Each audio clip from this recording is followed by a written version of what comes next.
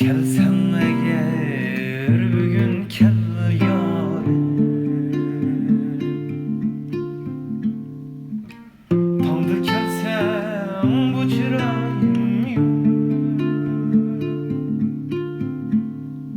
Kelsem eğer bugün kel yarim, Tanrı kelsem bu çırayım Ömür kança uzun dostum, yaşlılık degen bizde daim yok. Ömür kança uzun dostum, yaşlılık degen bizde daim yok.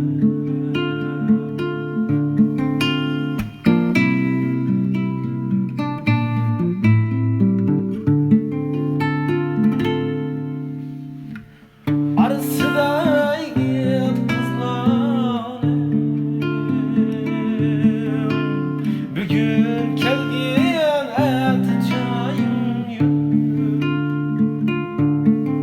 Bugün kelgen atacağım yok. Tenhalıya kalmayın endi.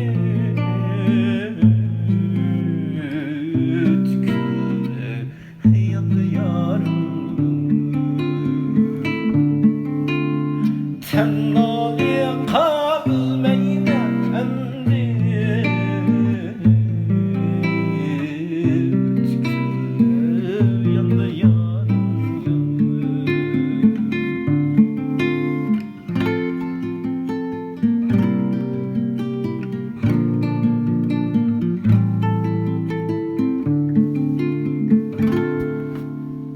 Bu dünyaya seni de keldim, ey sen sana duvarım yok. Bu dünyaya seni de keldim, ey sen sana duvarım yok.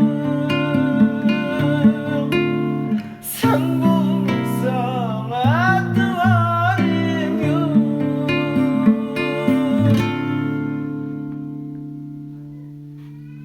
Kırmayman endi bağlar